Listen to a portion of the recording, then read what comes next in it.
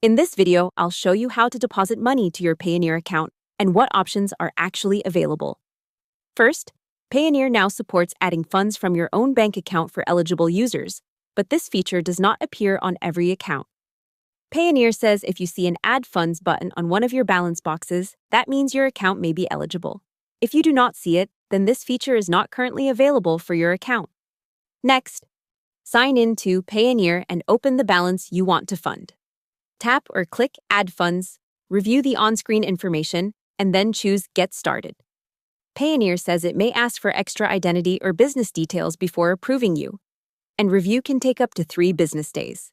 Once approved, open Add Funds again, then View Accounts or go to Get Paid, then Receiving Accounts, and turn on Only Accounts for adding funds. Open one of those receiving accounts and copy the bank details exactly as shown. Now log in to your own bank app or visit your bank and send the transfer using those receiving account details. Payoneer says the fees are generally the same as receiving account fees for incoming payments. You can also fund Payoneer by receiving payments from clients or marketplaces using receiving accounts or payment requests, depending on your setup. Hope the tutorial was helpful. Subscribe to my channel and see you in the next video.